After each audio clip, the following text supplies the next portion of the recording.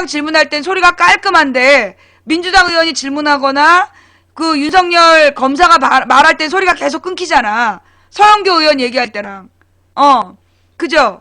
아니 그게 마이크 문제가 말이 안 되는 게, 그 왜 새누리당 의원 얘기할 때 마이크 아무 문제 안 나와? 마이크가 사람 골라서 사고가 나? 말이 안 되는 거지? 네. 자, 하여튼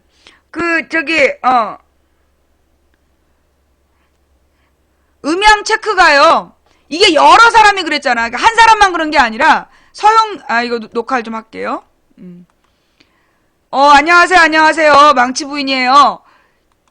지금 이제 좀 소리가, 그러니까 조금 아까 이렇게 무한 버퍼가 걸리고 그 좀 사양이 오래된 컴퓨터들은 지금 방송 튕김 현상 이런 게 좀 있어서 제가 이제 리방을 했어요. 리방을 했는데 모바일 방송을 켰더니 음질 테러가 들어왔어요. 이 음질 테러가 이게 무슨 얘기냐면, 지난번에 그 팩트TV에서 국감을 중계를 하는데, 이상하게 이 팩트TV에 만약에 음향기계의 문제라면 새누리당이 질문할 때도 똑같이 튀어야 되는데, 새누리당에서는 김진태 의원 말할 때만 튀고 나머지는 잘 들려. 근데 민주당 의원들은 별로 좀 내용이 안 좋은 내용 할 때는 잘 들리고, 좀 똘똘한 의원들이 발언할 때는 계속 음질이 이렇게 지지직거리고 끊기는 그런 현상이 있었어요. 네. 그죠? 그게 좀 티가 났잖아요. 그죠? 그러다가 이제 아예 껐다 키니까 그 현장에서 그 인터넷을 껐다 키니까 그 증상이 사라진 거죠. 그죠? 근데 이제 얘네들의 이런 방해는 지난주 토요일 날도 말이에요. 네. 지난 토요일 날도, 지금 음질이 별로 안 좋아요. 마이크가 여러 명이 각자 사용하는 마이크잖아. 의원들은 다 마이크가 다 따로야. 그게 마이크의 문제는 아니라고. 마이크의 문제는 아니고, 그 현장에서 소리를 쭉 뽑아서 가는 장비의 문제라면, 새누리당 의원들 할 때, 는 잘 들리고, 민주당 의원이나 윤석열 의원이, 그러니까 윤석열 검사가 얘기할 땐 소리가 계속 끊겨. 근데 조명권이가 얘기할 때 안 끊겨. 그게 이제, 음질 테러라는 건데, 그게 작년부터 있었어요. 작년인가 재작년부터 그 음질 테러라는 게 있었어요. 그래가지고, 소리를, 방송하고 있는 도중에 소리가 자꾸 끊기는 거야. 막 이렇게 소리가 끊기고 지지직거리는 소리가 나고, 예, 새싹의봄님 감사합니다. 근데 조금 아까는요, CPU가 50몇 프로까지 올라가는 거야. 그러면서 막 이 CPU 사용 현황이 별다른 거 안 했는데도 지 혼자서 막 올라가, 지금. 그러니까 이제, 내 방송 때문에 막 속상한 애들이, 좀, 복수하나 봐. 뭐, 어떡하겠어. 내 방송에 인기 있어서 그런 걸. 그렇게 생각해야지. 그지? 자, 그래서요. 여러분, 오늘은 좀 방송의 음질이라든가 여러 가지 문제가 생길 수 있어요. 그러니까, 여러분들이 좀 이해를 해주시고요. 커피님 감사합니다. 지난 토요일 날 촛불 방송 보신 분, 예. 지난 토요일 날 촛불 방송 보셨던 분. 나는 그 촛불 방송을 보면서 이해가 안 됐던 게, 왜 김한길하고 전병헌이 연설할 때는, 김한길하고 전병헌이 연설을 할 땐, 왜 할배 방해군단이 마이크를 안 켰냐는 거야. 내가 궁금한 건, 김한길 전병헌은 막 당대표 원내대표라 그러면서 연설을 하는데 내용이 없어. 뭔가 전달하려는 메시지가 없는 거야.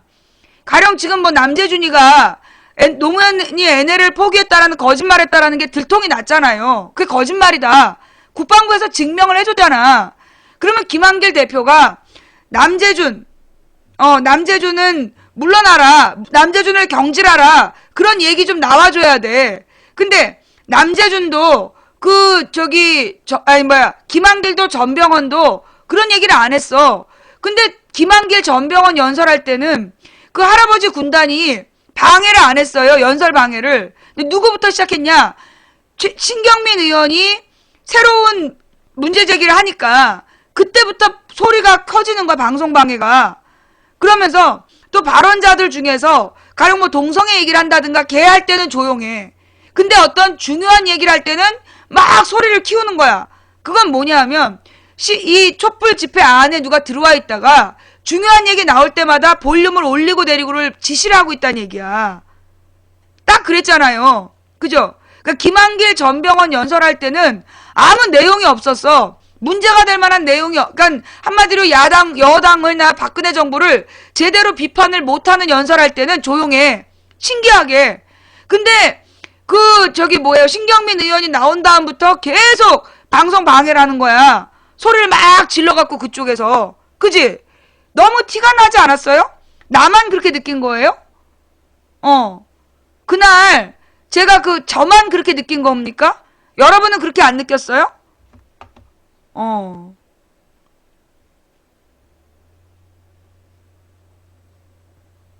조이암님 감사합니다. 여러분은 이게 무심히 봐서 몰랐구나. 나는 왜 신경민 의원 발언할 때부터 이 새끼들이 그러나 그래서 알았어. 그리고 나서 그 다음부터 계속 들어보니까 중요한 연설 나올 때는 방해를 하고 중요한 연설 나올 때는 막 큰 소리로 방해를 하고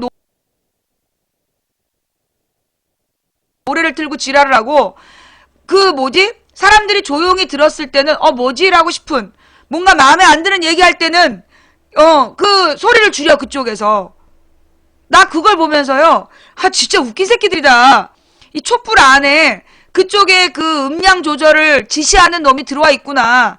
그래서 촛불 집회 시민들이 집중할 만한 타임에서는 방해를 하고 그러니까 중요한 얘기 실제로 우리가 모두 공유해야 될 만한 그 정부에 대한 분명한 잘못을 얘기하는 장면에서는 막 방해를 하는 거야. 심지어 여러분 가장 웃긴 건 뭐였냐면 전교조 선생님들이 연극을 하면서 박근혜 정부에 대해서 그러니까 박정희에 대해서 심각한 비판을 할 때 무슨 일이 있었어요.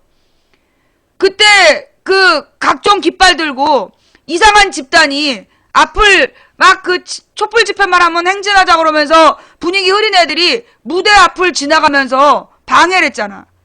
그지? 박정희에 대한 비판을 정확히 하고 있는 그러니까 굉장히 연극의 하이라이트 부분이야. 연극의 하이라이트 부분을 하고 있을 때 소위 수개표 주장하는 무리들이 앞을 쭉 뭐예요? 아니 왜 네 빤스 얘기를 여기서 자꾸 하고 그래. 수개표 주장하는 애들이 하필이면 연극의 최고 하이라이트에서 지나가면서 완전히 연극을 파톨냈어. 그걸 보면서 드는 생각이 정말 이제 나만 그렇게 느낀 거예요? 여러분은 그렇게 못 느꼈어요? 망치부인이랑 비슷하게 느끼신 분? 망치부인이랑 비슷하게 느끼신 분? 정말 웃기잖아요. 막 이렇게 소리 지르고 막 난동 피우면서 그러면서 관심을 완전히 끌어서 연극의 하이라이트 부분을 못 듣게 하더라고. 직접 보셨죠? 그러니까 얘네들의 이 고도의 방해 공작, 사실은 고도도 아니야. 너무 천박한 방해 공작이죠. 예. 이게 방해 공작을 할 수밖에 없었던 이유가, 이 촛불 집회가 언제냐, 19일날 12일날, 10월 12일날 꺼지는 줄 알았던 거야. 그때 뭐 몇천 명 안 왔다면서, 막 2, 3천 명밖에 안 오고, 이게 이제 촛불이 점점 줄어들어서 10월 12일날 완전히 꺼지는 분위기였던데, 이게 지난주 토요일날 19일날 확 다시 일어난 거 아니야. 민주당도 돌아오고, 이 전교조에서 내용 준비하고, 촛불들이 대거 시민단체들랑 전부 다 돌아와 버렸잖아. 그래갖고 12일날 모였던 숫자 7배가 모였다며. 그게 화가 나는 거지. 화가 나고 속이 상한 거지. 그런데다 일이 정말 그걸 뭐라 그래요. 무슨 퍼즐이 맞춰지듯이 윤석열을 잘랐는데 그게 도리어 역풍이 막 불면서 윤석열 잘랐지, 거기다 국사편찬위원장 사고 쳤지, 이러면서 도리어 사람들이 훅 모여버린 거 아니에요. 그러다 보니까 얘네들이 그런 방해를 하는데 내가 이들의 방해에 대해서 사실 할아버지들이 할배 조직, 할배도 아니야. 할아버지들도 아닌 소위 여당으로부터 정부 지원금 받는 사람들, 그 내용 뉴스에 좀 올려주세요. 이런 사람들이 나와가지고 방송을 집회를 방해하는데, 우리나라 현행 집시법상 다른 사람의 집회를 방해하면요, 그거 처벌받게 돼 있어요. 경찰이, 가령 우리가 집회를 하고 있는데, 그렇게 방해를 하잖아. 그러면 그 집회에 대해서 집회를 방해하는 세력을요, 경찰이 체포하게 되어 있어요. 김구사랑님 감사합니다. 그게 이제 유엔에서 공통적으로 권해주는 방법이야. 그래서 그때 왜 미국인가 어디 유럽에서도 촛불 집회 하는데 그쪽 소위 이제 박근혜 지지자들이 행패를 부린 거야. 거기서 행패를 부렸는데 경찰이 체포한다고. 그래갖고 집회 방해를 못하겠던 사건이 있었잖아요.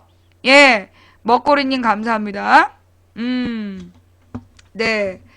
그러니까 이게 뭐냐면, 원래는 이 사람들이 모인 집회를 방해하면요, 스피커를 반대 방향으로 돌리게끔 해야 되는 거야. 그거를 경찰이 중재를 해줘야 되는 거라고. 근데 그렇게 안 하잖아. 그 이유가 뭐야? 이거는 경찰 수뇌부의 지시가 있었다는 얘기죠. 경찰 수뇌부의 지시가 없었으면, 그거를 안 막을 리가 없는 거야. 예. 이게 지금, 그러니까 우리가 아까도 아침에도 이야기했지만, 지금 우리나라에서는 박근혜와 새누리당이 보수라고 얘기하는데요. 여러분이 이 보수와 진보에 대한 개념을 정말 잘못 알고 있어요. 우리나라는 박정희, 박근혜를 막 우상화하고, 이명박을 좋아하고, 새누리당을 지지하면 보수다 라고 알고 있잖아요. 그리고 그들을 비판하면 종북 빨갱이 좌빨이다 라고 이해하고 있는데, 그건 굉장히 미개하고 민주주의를 모르는 무지한 자들이나 하는 주장이고요. 원래 보수라는 건 뭐냐? 한마디로 그 나라의 사회적 사회제도를, 그러니까 종교나 가족이나 결혼제도나 무슨 교육제도나 이런 제도들을 지키고, 그 다음에 법을 수호하고, 법질서를 수호하고 사회제도를 유지하면서 그 나라와 민족의 전통 문화를 중시하는 세력, 그게 보수의 특징이야. 물론 보수는 기득권, 어떤 재산이라든가 이런 걸 많이 갖고 있으면서 그 재산을 지키고 싶은 마음에 그런 성향을 나타내는 거야. 도덕적으로 우위에 서 있고, 그러니까 도덕적으로 스스로를 막 관리하고, 그리고 이 법과 법질서를 수호하고 사회제도를 중시하며, 전통문화에 대한 자긍심을 가진 사람들, 그게 보수야. 응? 근데 우리나라에서는 한마디로 쥐뿔도 없으면서 뉴스에서 나오는 거짓말에 속아 넘어가서 그들을 지지하는 무지한 국민들, 그런 사람들이 자기가 보수라고 생각하잖아. 그건 보수가 아니에요. 거기다가 지금 이 새누리당과 박근혜 정부는 법을 어기고 있어요. 법을. 무엇보다 선거법을 어겼잖아요. 선거법을 어기고 대통령이 된 사람들이야. 법을 어긴 사람들이라고. 그 뒤에 소위 남재준이라는 국정원장이 박근혜 정부가 들어서는 과정에서 부정선거에 대해서 국정원의 범죄 기록이 들통이 나니까 전직 대통령 노무현에 대해서 완벽한 허위 사실을 발표했잖아. 공표한 거야. 노무현이 NLL을 포기했다라는, 그거 국방부에서 허위 사실이라고 인정해 준 거 아니에요. 노무현은 NLL 포기 안 했다. 그렇게 분명한 허위 사실을 이 남재준, 박근혜 정부의 국정원장이 공표를 했어요. 그러면 이것 또한 법을 어기는 거야. 허위사실 공표죄를 저지르면서 정부 기관이 거짓말을 하는 거잖아요. 그러니까 법을 어긴 거예요. 허위사실 공표하면 죄가 된다라는 그 법을 어긴 거야. 그리고 나서 지금 그 밖에도 박근혜 자체도 허위사실을 통해 당선이 됐기 때문에 이것도 당선 무효예요. 그러면 도덕성이라도 있어야 되는데, 박근혜가 기어이 데리고 들어갔던 대변인 외국에 가갖고 성추행하고 말이야. 그 다음에 소위 새누리당의 실세 의원 막 기자의 허벅지를 만지고 말이야. 새싸개범님 감사합니다. 지금 그런 사람들을 보수라고 얘기하면 안 되는 거예요. 그러면 진정한 보수는 누구냐? 진정한 보수는 누구냐 하면 소위 표창원 교수, 그 김대중 노무현 지지했던 사람 아니잖아요.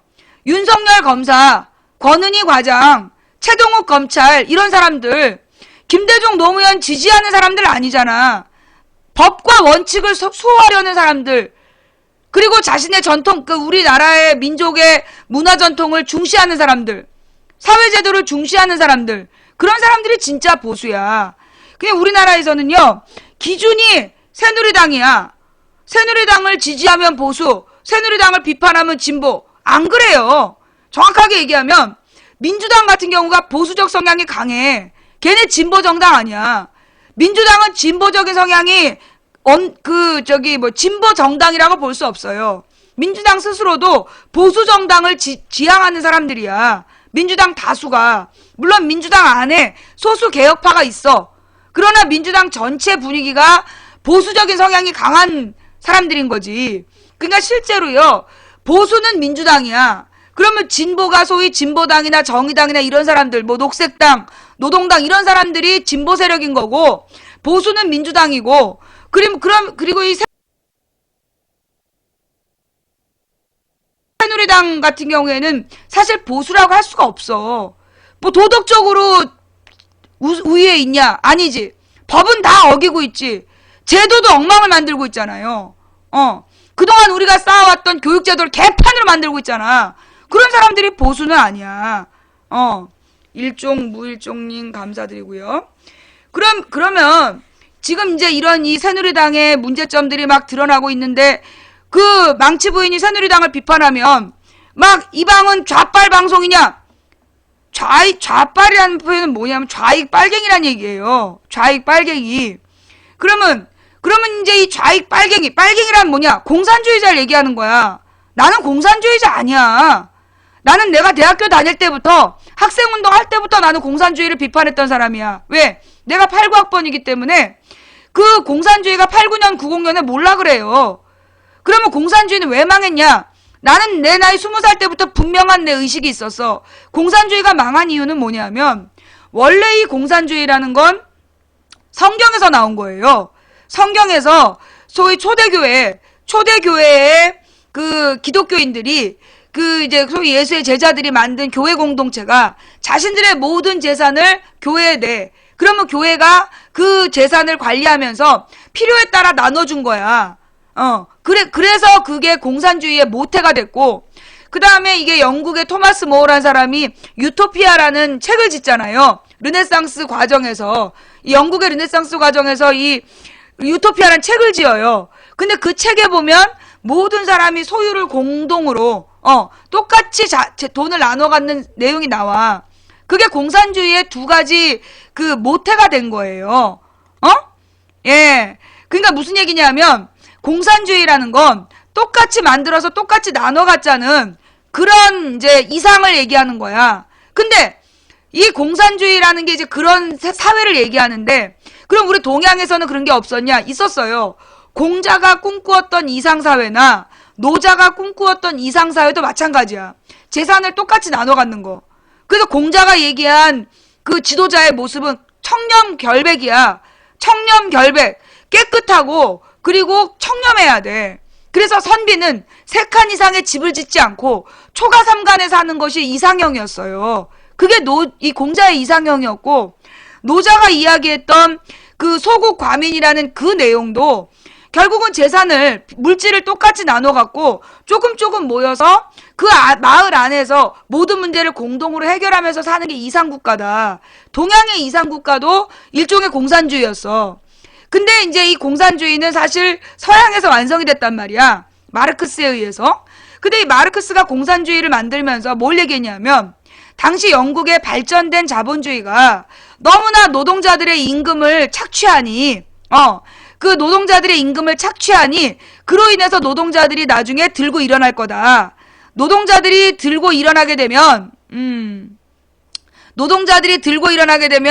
그로 인해서 그 노동자들이 주도하는 당, 노동자 정당의 그 독재 정치가 일어날 것이다. 그러면서 노동자들이 주도하는 공산주의 사회가 올 수 있다. 라고 마르크스가 얘기했는데, 마르크스가 주장했던 건 뭐냐? 결국은 자본주의가 정신 차려야 된다.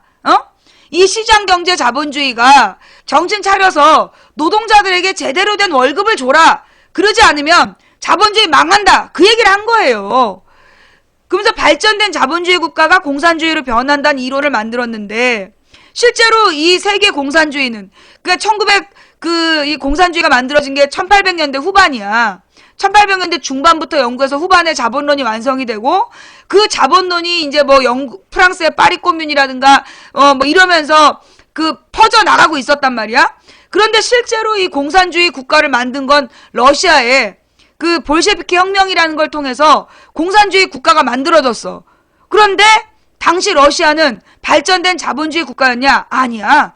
그 러시아는 발전된 농업 국가도 아니었어. 기본적으로 아예 자본주의 자체가 들어와 있지 않은 나라였어요. 그런 나라에서 공산주의를 받아들였으니 그 공산주의라는 게 말이 안 맞는 거지. 마찬가지로 중공도 그랬어. 중국도 이제 모택동하고 장개두석이 계속 싸우다가 그 모택동이 먼저 쫓겨나. 그래서 이제 뭐 홍군의 대장정 이러면서 온 나라 해집고 다녀갖고 농민 노동자가 모택동 편을 들게 돼. 그러면서 모택동이 집권을 하고 장개석이 쫓겨나서 대만으로 가는 거야. 그러면서 이 장개석이 왜 자기는 본토에서 쫓겨났는가를 연구했어. 그 내용이 뭐였냐? 관료의 부정부패를 해결하지 못했다. 그런 깊은 반성을 하면서 전해지는 얘기에 의하면 이 장개석의 며느리가 소위 부패한 권력으로부터 뇌물을 받았던 거야. 그게 알려지자 그 며느리를 사형시켰다는 거예요. 장개석의 며느리를 사형시키면서 부정부패한 공무원은 신분을 따지지 않고 다 죽여버리겠다. 그래서 대만이 공무원들의 이 부정부패가 아시아 국가에서 굉장히 적은 나라로 발전할 수 있었다. 그런 이야기를 내가 이제 기사로 읽은 적이 있어요. 좌우지간 모택동이 차지했던 중국도 그 당시에 발전된 자본주의 국가가 아니었어요. 농업 국가였어. 빈부격차가 심한 농업 국가였어. 그러니까 당시에 이제 이 공산주의를 주도했던 이 소련, 중공 둘 다 발전된 자본주의 국가가 아니라 그냥 못 사는 농업 국가에서 공산주의를 받아들였기 때문에 이 공산당 일당 독재라는 것에 명분도 없고 노동자 정당에 대한 개념도 없고, 그러니 공산주의는 실패할 수밖에 없는 거야. 무엇보다 공산주의가 실패했던 이유는 뭐냐면, 가령 노자나 이 공자나 그 다음에 토마스 모어나 초대 서력 기원 전후에서 예수의 사후에 만들어졌던 이 공산주의 를 추구했던 이 공동체 경제 구조를 주장했던 사람들의 주장은 뭐냐 하면 이상을 공유해야 되는 거야. 무엇보다 실제로 이제 이 노자나 공자나 토마스 모어는 상상이었어요. 실현이 안 된 상상이었어. 근데 실제로 상상해서 공산주의를 했던 건 유일하게 초대 교회밖에 없었어. 그러니까 예수의 제자들이 만든 교회 공동체만 공산주의를 실행을 해본 거야. 그러면 나머지 노자나 공자나 토마스 모어는 전부 다 그냥 상상이었는데 어떻게 이 초대 교회는 공산주의를 실행할 수 있었는가? 그것은 신앙이 있었기 때문이야. 한마디로 하나님의 절대 권력을 인정하고 하나님은 너희들에게 서로 사랑하라. 많이 갖지 말고, 그러니까 한 사람이 지나치게 많이 갖지 말고 가진 것을 나누어 줘라. 없는 사람을 사랑하고 약한 자를 보살펴라. 그게 예수의 사상이었어. 하나님의 사상이고, 그 하나님과 예수의 사상을 전하는 과정에서 신앙을 바탕으로 공산주의는 가능했지만, 이게 볼셰비키 혁명이나 모택동은 불신자였어요. 한마디로 유물론이라는 주장을 가지고 하나님은 없다라고 주장했던 사람들이야. 그러니까 공산주의는 망할 수밖에 없었던 거지. 공산주의가 망할 수밖에 없었던 거예요. 그래서 나는 공산주의는 실패한 정치 체제다. 그걸 내 20대 때 분명히 한 사람이야. 내가 아이들을 가르치면서도 그 얘기를 분명히 했어요. 즉 나는 공산주의를 굉장히 비판해. 왜? 공산주의라는 표현은 소위 마르크스와 레닌에 의해서 완성이 됐는데, 이 마르크스와 레닌의 이 공산주의가 실행되기에는 마르크스의 이론을 레닌이 완전히 개판으로 만들어 놓은 거야. 그러니 마르크스의 본뜻도 나는 제대로 성립됐다고 보지 않고 레닌이 그것을 시행하는 과정에서도 분명한 잘못을 했다. 오류가 있다. 그러니 공산주의는 잘못된 이론이다. 그리고 실패한 이론이다. 라는 게 내 주장이야. 나는 그래서 공산주의를 반대해요. 나는 분명히 공산주의를 반대하는 사람이야. 그런데 우리나라에서는 근데 우리나라에서는 그 정권을 비판하면 빨갱이다.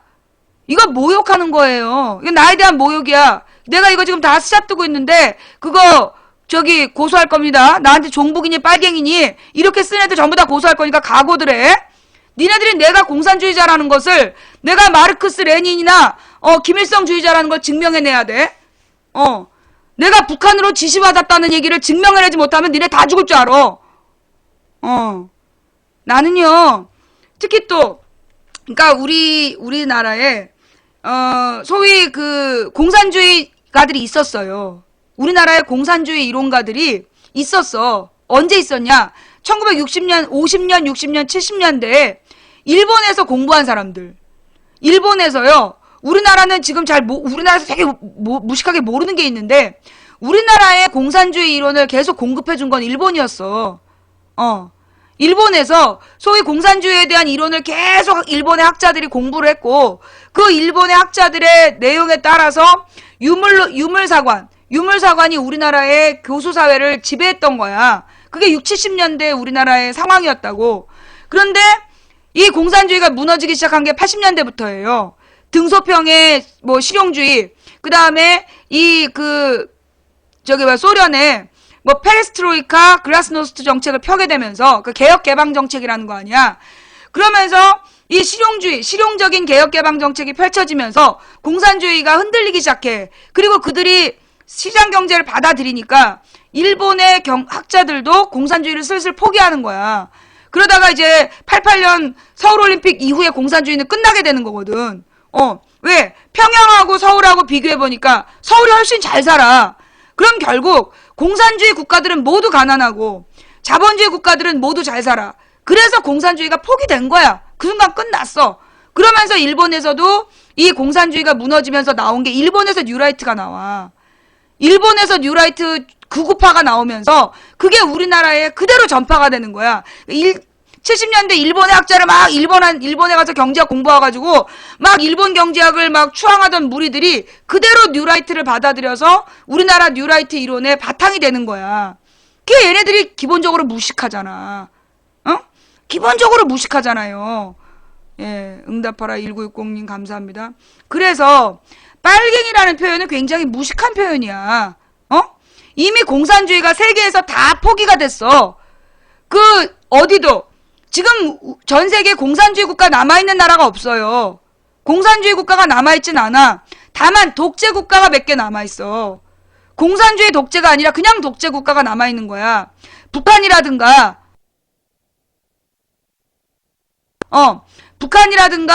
또는 이 쿠바라든가 독재 국가들이 좀 남아있는 거지. 그런데 이 북한이나 이 쿠바 같은 경우에도 사실은 공산주의를 이미 포기했어요. 시장 경제를 받아들였다니까? 다만 주요 산업을 국영으로 운영하고 있는 그런 게 특징일 뿐이지, 실제로 북한 같은 경우에도 시장을 개방했잖아. 그래서 개방 도시들을 만들고 있는 거 아니에요. 그러니 거기도 공산주의는 포기했어. 북한도. 쿠바도 마찬가지야. 공산주의는 1990년대 끝났다고. 그러니 빨갱이라는 표현은 이미 1990년대 전에 80년대까지만 존재하는 표현이야. 그걸 지금 좌빨 빨갱이 이거는 이 사람들은 1970년대에 뇌가 굳어버린 사람들이지. 그러니까 그건 잘못된 표현이에요. 그런 비판을 하자. 이 90년대에 얘네들이 만들어낸 표현이 뭐냐면 종북 세력, 아니야, 2000년대인가? 2005년인가? 종북 세력이라는 표현을 얘네들이 만들어내는 거야. 이 뉴라이트에서. 그래서 북한을 추종하는 무리들, 이란 뜻으로 종북 세력이라고 이제 만든 거예요, 표현을. 그러면서 이 종북 세력이라는 건 북한에 유리한 주장을 한다라고 주장하는 거야. 근데 사실 북한에 유리한 주장이라는 게 뭘 의미하느냐? 우리나라는 남북이 대치되어 있는데 남한의 정권을 비판하면 그게 북한을 도와주는 거다. 그러니 종북 세력이다. 이런 주장을 피는 거예요. 그렇다면 그럼 김대중 노무현 시절에 정권 비판한 한나라당은 종북 세력이겠네? 그지? 김대중 노무현 정부 때 김대중 노무현 정권을 흔들고 정권 비판을 해서 북한에게 유리하게 행동했던 한나라당도 종북 세력이겠네? 그렇잖아요. 그래서 그 종북 세력이라는 거는 말이 안 된다는 얘기야. 남과 북이 대치 중인데 그 남한 정권을 비판하면 북한에게 유리하기 때문에 종북 세력이다. 이게 개소리지 한마디로. 실제로 우리나라가 대치 중인 게 북한뿐만이야? 정확하게 얘기하면요. 그 휴전선은 누구하고 누구 사이에 그어진 거예요. 북한하고 미국 사이에 그어진 거야. 북한하고 유엔군 사이의 휴전협정이기 때문에 정확히 얘기하면 우리나라하고 북한이 적대 관계가 아니야. 그래서 우리나라의 군사훈련 지침서에도 보면 주적이란 개념이 없어. 우리나라 사람들 잘못 알고 있는 게 우리나라 군사 지침서에 보면 국방백서에 주적이란 개념이 있는 걸로 아는데 주적이란 개념이 없어요. 왜냐? 국방을 지키는 기본은 언제 누가 적이 될 수 있는지 모르는 거야. 일본이 언제 적이 될지도 모르고 중국이 언제 적이 될지도 모르고 러시아, 미국 언제 누가 적이 될지 모르기 때문에 미상의 적이라고 표현하는 거야. 알 수 없는 적이 우리나라에 쳐들어왔을 때 그걸 방어하고 맞서 싸우는 훈련. 그래서 주적이란 개념 자체가 북한이라고 규정을 하고 있지 않아요. 근데 우리나라의 그런 걸 잘 모르는 애들을 막 꼬셔가지고 북한이 주적이다. 그러면서 이게 주로 어디에서? 그 군대에서 북한이 우리의 주적이라고 막 가르치는 거야. 내가 이명박 때 군대 갔다 온 사람들한테 아주 기가 막힌 얘기를 들었어요. 북한이 주적이라고 가르치는 것뿐만 아니라 우리나라 군대는 절대 북한군을 이길 수 없다. 그걸 군대 정신교육에서 가르친대. 육군 교육에서. 얼마나 어이없는 일이야. 우리나라에 첨단 무기가 아무리 있어도 북한의 재래식 무기를 이길 수 없다. 그러면서 가르친대. 얼마나 웃겨. 아니 대한민국 국민의 정신교육은 누가 쳐들어와도 나라를 지킬 수 있는 군대로 만들어야 되는데 북한이 주적이라는 것을 너무 강요하다 보니까 우리나라 군대는 우리나라 군대의 힘만으로는 북한을 못 이긴다. 거기에다가 막 방점을 찍으면서 미군이 없으면 이길 수 없다. 그게 군대 정신교육의 내용이라는 거야. 애들이 그런 얘기를 듣고 나와가지고 어이 망치부인 너 군대 안 갔다 왔지? 그러면서 주적이 북한이고 미군이 없으면 우린 망한대. 근데 미군이 없이 우리나라의 자체 방어가 가능한 게 1980년대부터래요. 새싹의 봄님, 남미아 봉봉님 감사합니다. 그런데 이 우리나라에서는 기본적으로 여러분 지금 중계방이 만들어졌어요. 자, 프로망스님 감사하고요. 10m 앞 생크님 감사하고요. 다시시장님 감사하고요. 서한혜님 감사합니다. 네. 개똥쑥님 감사하고요. 네. 그러면 망치부인은 주적이 북한이 아니라고 단정하는가? 아니요. 저는 주적이 북한이 아니라고 단정하지 않아요. 그것도 여러분들이 잘 모르는 건데요. 노을강면님 감사합니다. 나는 기본적으로 북한 정권에 대해서 굉장히 비판적인 사람이야. 구름고개님 감사합니다. 지금 21세기에 행정권, 최고 행정권을 한 가문이 대를 이어 가지는 나라는 북한밖에 없어요. 행정권, 즉 정치 권력, 실제적인 정치 지배권을 한 가문이 갖는 게 북한밖에 없다고. 그거는 왕정이야, 왕정. 코야맨님 감사하고요. 펜가입 감사하고요. 구름고개님 감사하고요. 북한은 왕실이라고. 왕실. 북한 김씨 왕조야. 그래서 나는 북한 정권에 대해서는 세습 왕조라고 부르는 사람이에요. 나는 북한의 권력이 민주주의라고 생각 안 해. 어떻게 무슨 가문에서 대를 이어가지고 행정 실무를 지네가 이어갈 수가 있어. 그건 왕정이지. 그리고 가장 중요한 게 이게 김정은의 주장 아니야? 생각? 김정은의 주장이 나라의 방침인 나라. 그건 말이 안 되지. 그거 왕정이야. 그러니까 우리가 정치 체제를 구분할 때 민주정치하고 왕정, 그러니까 전체주의, 민주주의의 반대말은 공산주의가 아니에요. 뭐라고요?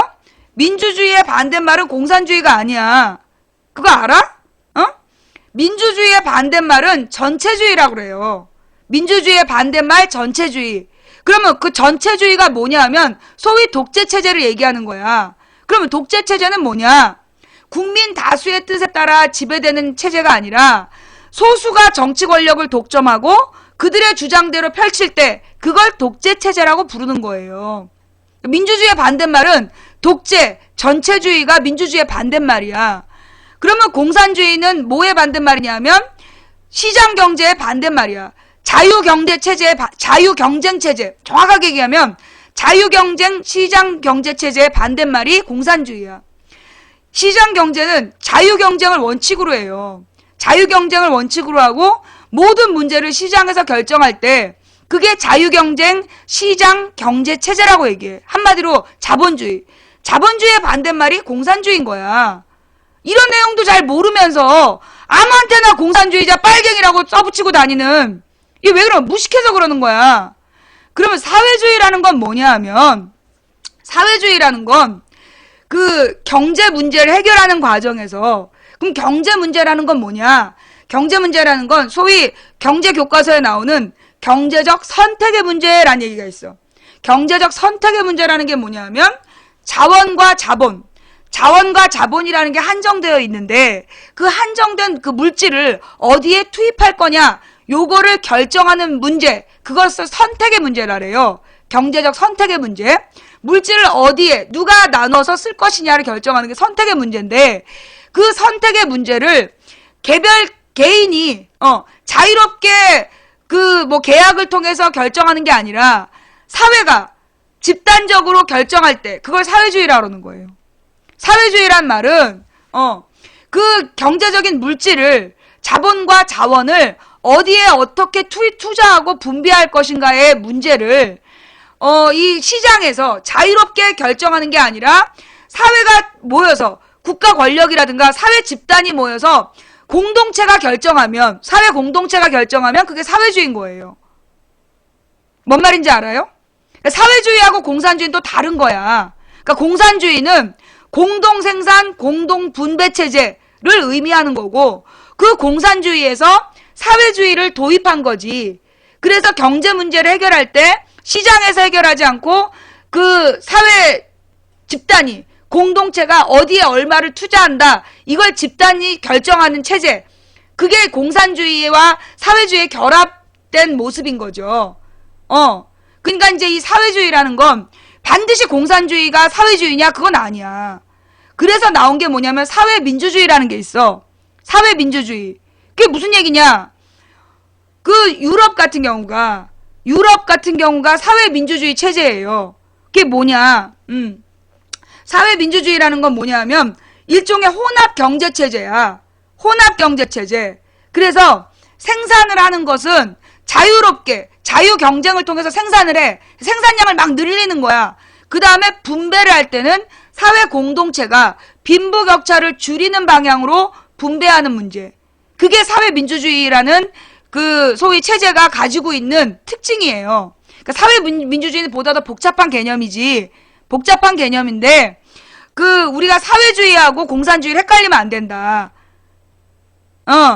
그러니까 복지에 신경을 많이 쓰는 이유가 뭐냐? 생산을 많이 했어. 근데 이걸 소수가 독점하게 되면 그 소수가 정치 권력까지 독점하려고 하고 그러면 결국 민주주의를 침해하게 된다. 그러니 생산된 부를 부자들은 절반만 갖고 나머지 절반은 사회에 내놔. 그러면 봐봐요. 부자는 이만큼을 생산했어. 절반이면 이만큼을 가자. 나머지 절반을 사회가 나눠 갖자는 얘기야. 그게 사회민주주의예요. 그러니까 부자는 많이 갖긴 많이 가져. 그 나라도 부자가 많이 가져. 다만 부자들이 다 갖는 게 아니라 힘의 자유경쟁이란 이름으로 쪽쪽 빨아서 지들끼리만 다 먹는 게 아니라 사회 공동체에게 나눠주는 체제, 그게 사회민주주의예요. 그러니까 이런 개념들을 분명히 알고 있어야 된다라고 난 생각하는데 혹시 여기까지 제 설명이 틀렸나요? 수민이님, 미미옴님, 바람바오님 감사합니다. 제가 여기까지 설명하는데 뭐 틀린 표현이 있었나요? 틀린 표현이 있다면 제가 채팅창은 다 못 읽으니까 시청자 의견에다가 좀 올려주세요. 예. 그러면 망치 부인이 북한에 대한 입장이 뭐냐? 예. 망치 부인이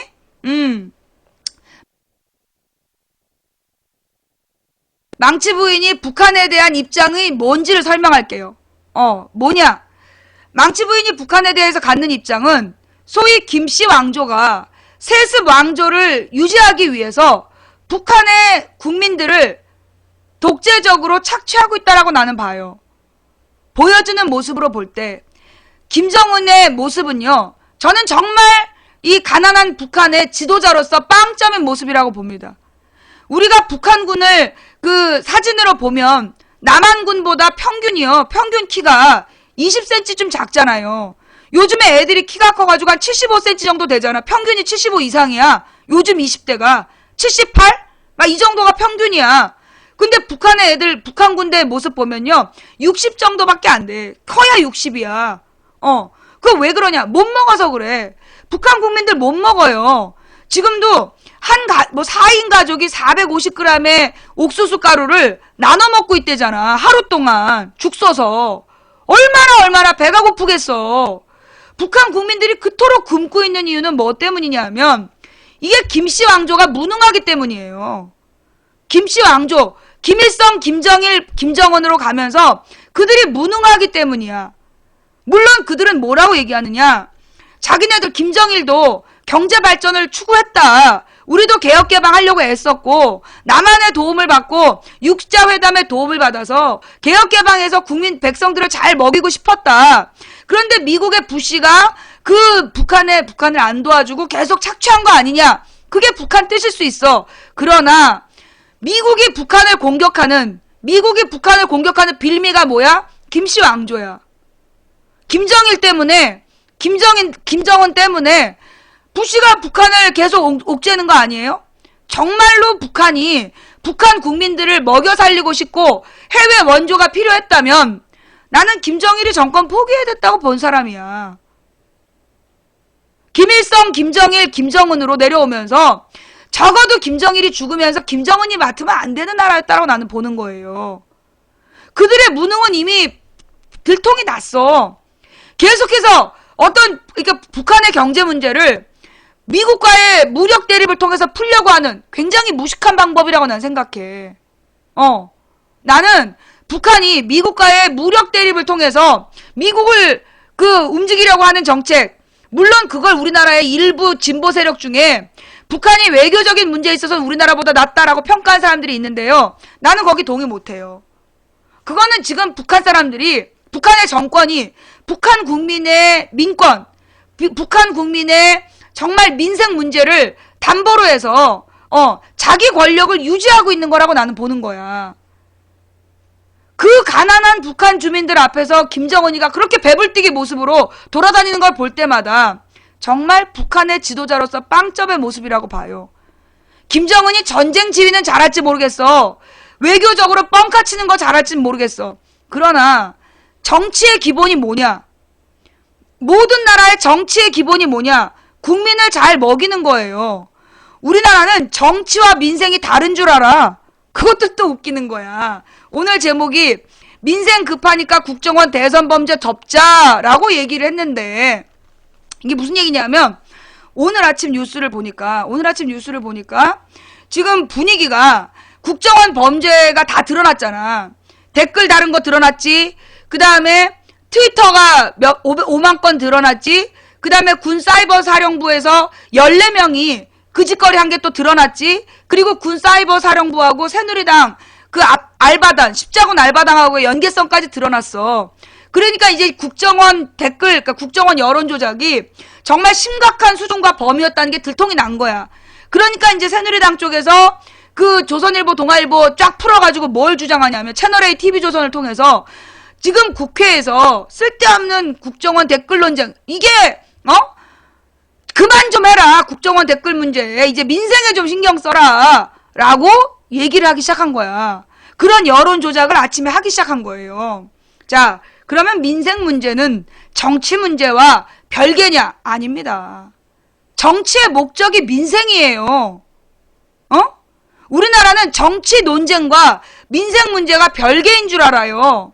참 웃기는 거죠. 그렇게 구도를 만든 게 TV조선 채널A예요. 정치의 목적이 민생이야. 모든 나라의 지도자는 백성을 먹여야 되는 거야. 백성이 잘 먹고 잘 살도록 만드는 거. 가난해서 죽어가는 사람이 없도록 하는 게 정치의 목적이야. 그게 무슨 뭐 저기 박근혜가 적선하듯이 가난한 사람들한테 뭐 나눠주는 게 아니라 기본적으로 정치의 목적은 복지예요. 가난한 사람들을 먹여 살리는 거, 그게 정치의 목적이야, 이 씨발놈들아. 어머?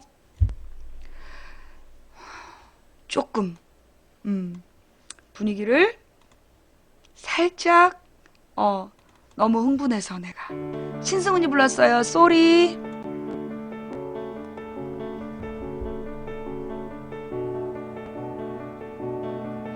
쌈드유키님 감사합니다. 스티브림님 감사합니다. 두메나 산골님 감사합니다. 방금 욕설에 대해서 대단히 죄송합니다. 예, 좋아요님 감사합니다. 잘 알지도 못하는 그 똘마니족들이 들어와갖고 나더러 빨갱이라는 동, 종북이라는 동에 열받아서 그랬어요. 천마자랑님, 또리모치님, 양사라님, 하얀태끼님 감사합니다. 반쯤은 미쳐있던 나를, 널 위해 꿈을 꾸던 나를 한 번쯤 돌아보며 울어주길 바라나봐. 아직도 내 기억들이 따끔거리길, 내 소식 전에 들은 날엔 바람이 차길, 기웃거리는 내 마음 알아차리길, 이런 바람이 내 못난 사랑이 너를. 김효준님, 이슬과 풀림님, 즐거운 씨님 감사합니다. Sorry, 내게 가르쳐 줄래? 우리 사이에 남은 건 있는지. Sorry, 아직 기다리나 봐. 대답이 없음도 대답일 텐데. 경훈이 이모님 감사하고요. 신효준님 감사하고요. 모든 게 무너지던 밤이 끝내다 하지 못한 말이 나처럼 너에게도 남아있길 바라나봐. 아직도 내 기억들이 따끔거리길, 내 소식 전에 들은 날엔 바람이 차길. 벤치님 감사하고요. 기웃거리는 내 마음 알아차리길, 이런 바람이 내 못난 사랑이 너를 더 아프게 하길, 나의 욕심이 더 커지지 않게 너를 위해서 내가 꼭 해야 하는 건 한 걸음 물러나 너를 보내주는 플라워 팩토리님, 등마주물님 감사합니다. 망치부인 방송, 망치부인 생각에 동의하시는 분 계십니까? 새싹의 봄님, 플라워 팩토리님 감사합니다. 망치부인 얘기에 동의한다, 엄지손가락. 예, 스티브림님 감사하고요. 망치부인 말에 동의하시는 분 엄지손가락. 예, 그 손바닥 모양은 대꼬로 보이거든요. 예, 엄지손가락. 예, 감사합니다. 예, 제가 지금 잘못된 생각을 하는 건 아니죠? 네, 지금 제가 잘못된 생각을 하는 건 아니죠? 네, 감사합니다. 자, 지금도 네가 보고 싶어. 커피님 감사하고요. 일단 현재 이게 이제 기본적인 우리가 보수와 진보, 제도 이런 것들에 대해서 우리가 기본적으로 알고 있어야 될 내용이에요. 근데 우리 국민들이 말이에요, 이런 내용들에 대해서 제대로 알지 못하면서 소위 그 일베라고 불려지는 애들이 솔직히 얘기하면 일베 다수가 아닙니다. 일베에 200만 명이 들어오는데요. 그 중에 국정원 똘마니가 약 5만 정도 되는 걸로 알고 있어요. 예. 국정원 똘마니들이 사용하는 아이디가 한 5만 개 정도 되는데 그 5만 개의 아이디를 통해서 이것들이 여론 조작을 하는 거예요. 재밌고 알차게님 감사합니다. 다시 또 올릴게요. 예, 미안합니다. 얼리고 방송에서 미안한데 내 생방송 중에 저기 채팅창에 딴 얘기가 올라오면 내용이 딴 데로 새니까 얼리고 얘기하는 거예요. 미안합니다. 그 중계방에 가시면 중계방은 사람이 적기 때문에 거기서 쓰시는 거는 제가 좀 읽기가 쉬워요. 자, 하여튼 그래서 우리가 기본적으로 좀 알고 있어야 될 걸 알고 제대로 정권을 바라봐야 되는데 그럼 우리나라에서는 기준이 박근혜야. 박정희고 박정희를 비판하면 그게 곧 좌존 빨갱이라는 그 인식 어디서 온 거냐. 그게 이승만, 박정희, 전두환 무려 이게 40년이에요. 48년부터 87년까지 39년 동안에 이 사람들이 독재를 하면서 그렇게 세뇌를 시킨 거야. 정권 비판은 빨갱이다. 거기에 놀아나서 지금 아이들이 그런 주장을 하는데 그런 주장을 퍼뜨린 게 누구냐 하면 소위 국정원이야. 국정원의 원세훈이라는 놈을 이명박이 국정원장으로 심은 게 2009년 봄이에요. 2월인가에 심어. 그리고 난 다음에 국정원에 소위 심리전담팀이라는 걸 만들어서 그렇게 여론 조작을 대대적으로 펼친 거야. 그게 지난 대선 직전에 한 5만여 명까지 늘어난 거예요. 그들의 수하로 움직이는 그 네트워크가, 똘마니 네트워크가 그렇게까지 확장이 된 거야. 그게 무슨 이제 시발단이라든가 이런 걸 다 비롯해서, 그리고 일베 안에서도, 일베 200만 명 중에 국정원 가서 교육받은 게 몇 명이겠어? 일베 200만 명 중에 국정원 가서 교육받은 게 몇 명이겠어? 국정원의 주장을 그대로 퍼돌리는 게 200만 명 전체야? 아니라는 거예요. 그러면 결국은 다수의 재미를 추구하는 어린아이들한테 이 5만여 개의 아이디를 가지고 있는 놈들이 여론을 조작하고 그들을 호도했다는 거죠. 예. 더스리님, 초딩맘님, 감사합니다. 예. 걔네들이 그렇게 할 수 있었던 이유가 뭐냐 하면 지금 이제 뭐 문재인 성명에 달리는 댓글에 대해서 망치부이님 댓글 싸움을 해주죠. 저 그런 거 안 합니다. 저는 의도적으로 댓글 싸움 같은 건 안 해요. 예. 게시타프 21님 감사하고요. 초딩맘님 감사하고요. 걔네들을 이용해서 내가 무슨 메인에 뜨고 싶을 때 아니면 댓글 작업에 대해서 얘기 안 합니다. 보라바보님 감사하고요. 다만 여러분이 이런 댓글 문제에 대해서 해결하는 방법은 딱 하나예요. 뭐냐 하면 포털에다가 IP를 공개하라고 하면 돼요. IP 공개. 뭐냐 하면 이게 2007년까지는요. 2006년도까지는 우리나라에 인터넷에 글을 쓰면 모두 IP가 떴어. IP가 맨 마지막 세 자리 빼놓고 IP가 공개가 됐던 거야. 그러면 아무리 그래놓고 그 글 쓰는 사람의 닉네임은요. 아무거나 정할 수 있었어요. 닉네임은 중요하지 않았어. IP가 그 사람 자신을 의미하는 거야. 그래서 IP를 공개하고 글을 쓰기 때문에 IP로 검색하고 그러니까는 걔네들의 알바 조직이 그대로 다들 통이 난 거야. 여론 조작단이. 그런데 새누리당이 한나라당이었지 그때. 한나라당이 2007년에 법안을 통과시키면서 모든 사이트에서 주민번호로 아이디를 만들으라고 주민번호 인증을 강제해요. 강제했어.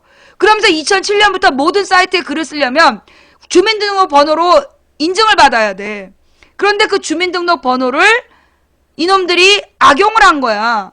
자기네들끼리 주민등록번호를 나눠주고 그걸로 굉장히 다수가 같은 의견을 가진 것처럼 뻥을 깐 거야. 그러면서 나타난 현상이 IP를 숨겼어. 2007년 이후로 IP가 사라졌어요. 예. 그래서 IP가 있는 그 게시판들은 거의 남아있지, 거기선 작업을 안 하는 거야. IP가 공개되는 데선 작업을 못 하는 거예요. 얘네들이.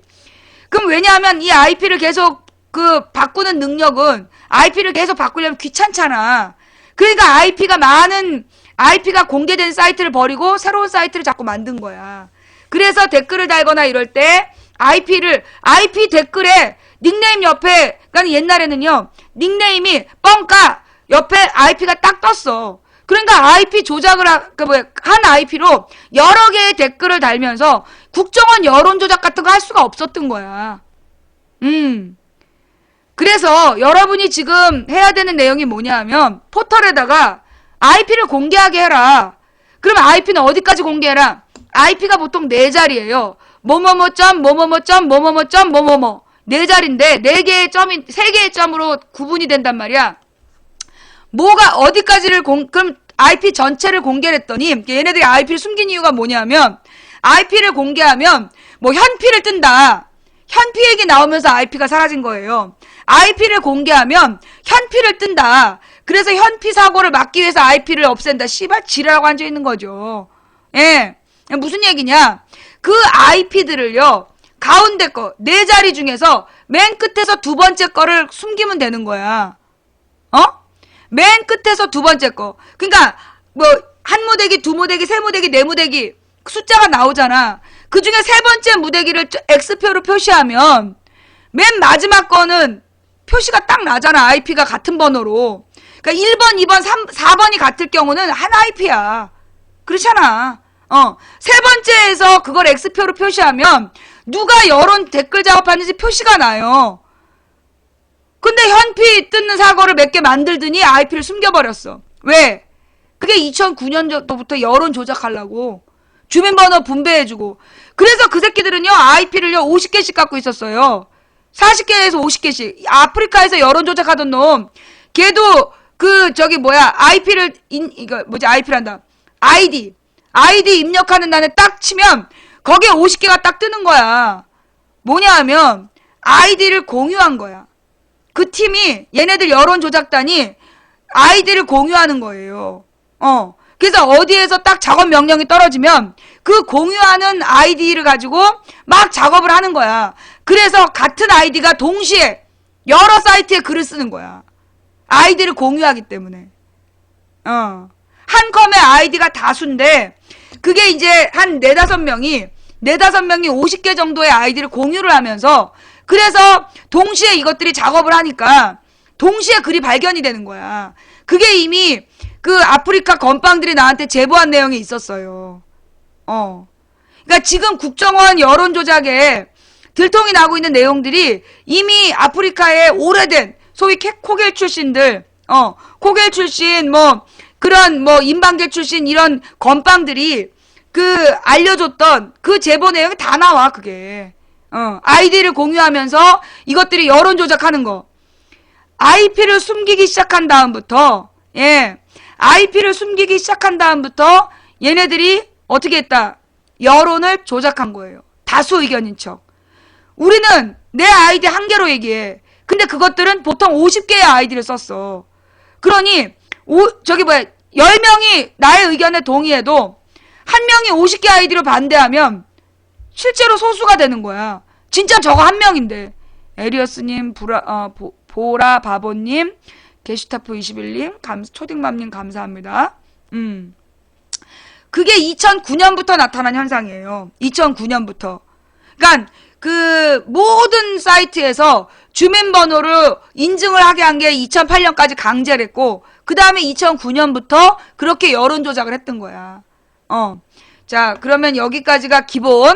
그리고 그러면서 얘네들이 티내면서 드러내놓고 이제 막 데려다가 밥 먹이고 선물 주고 이러면서 그 애들을 꼬신 거 아니야.